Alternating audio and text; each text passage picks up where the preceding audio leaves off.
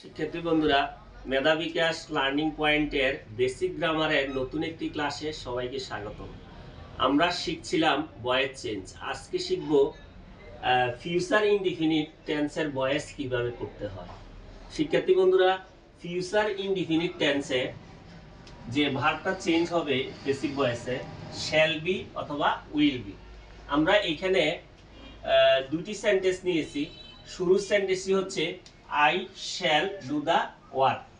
এই সেন্টেন্সটি future indefinite. কিভাবে? I হচ্ছে সাবজেক্ট, দ্য ওয়ার্ক হচ্ছে অবজেক্ট, ডু হচ্ছে মূল ভার্বের প্রেজেন্ট ফর্ম। ডু এর আগে সাবজেক্ট অনুসারে শ্যাল অথবা উইল থাকলে সেটা হচ্ছে ফিউচার ইনডিফিনিট।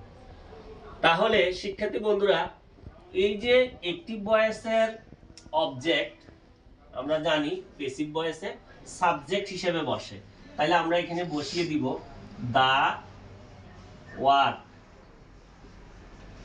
The work. শিক্ষার্থী বন্ধুরা, দা ওয়ার্কের সাথে উইল বি হবে। The work will be. Will be মূল ভার্বের ফার্স্ট পার্টিসিপল ফর্ম। এখানে ডু ডিড ডান, তাহলে ডান হবে। The work will be done. Active ভয়েসে সাবজেক্ট, প্যাসিভ ভয়েসে অবজেক্ট মি, তার পূর্বে প্রিপজিশন বাই। হয়ে গেল the work will be done by me। শিক্ষার্থী বন্ধুরা, যদি আই এর পরিবর্তে আমরা এখানে উই ব্যবহার করি তাহলে সেন্টেন্সটি কি হলো? We shall do the work.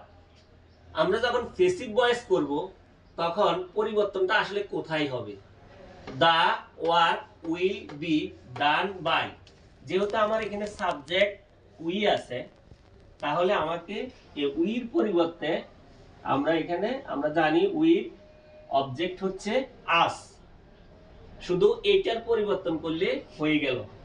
শিক্ষার্থী বন্ধুরা, যদি আমরা এখানে হি ব্যবহার করি হি, তাহলে এখানে আমরা শ্যাল না বসিয়ে উইল বসাইতে হবে।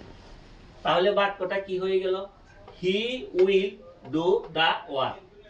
হি will do the work active ভয়েসে। প্যাসিভ করার সময় কোনো কিছুরই পরিবর্তন হবে না। The work will be done by. যখন আমরা এখানে হি বসিয়েছি, হির অবজেক্টটা আমাদের জানা আছে হিম, আমরা এখানে হিম বসাবো। আমরা আরেকটা উদাহরণ দিলে শিক্ষার্থী বন্ধুরা তোমাদের কাছে আরো একটু সহজ হবে, সেজন্য আমি নিচে আরেকটি সেন্টেন্স লিখেছি। সেটা হচ্ছে আই শ্যাল বাই আ বুক। তার মানে এখানে আ বুক এটা হচ্ছে অবজেক্ট। অ্যাক্টিভ ভয়েসে যেটা অবজেক্ট থাকে, প্যাসিভ ভয়েসে সেটা সাবজেক্ট হয়। তাহলে আমরা এটাকে সাবজেক্ট করে নিই, আ বুক। তাহলে যেহেতু এটা ফিউচার ইনডিফিনিট, সাবজেক্ট অনুসারে এখানে উইল বি আসবে। Above will be. মূল ভার্ব হচ্ছে অ্যাক্টিভ ভয়েসে বাই।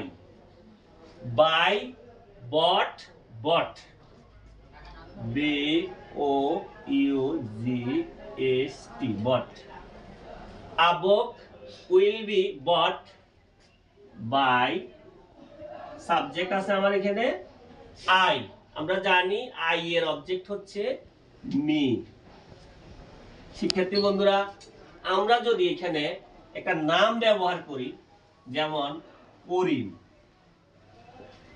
তাহলে আমরা এখানে শ্যাল না লিখে উইল লিখব, উইল। তাহলে শিক্ষার্থী বন্ধুরা, সেন্টেন্সটা কি হলো? Karim will buy a book. তাহলে আমাদের পরিবর্তনটা কোথায় হবে? যখন প্যাসিভ করব, a book will be bought by. আমরা জানি নেম থাকলে নেম হয়, তাহলে এখানে আমরা কি লিখব?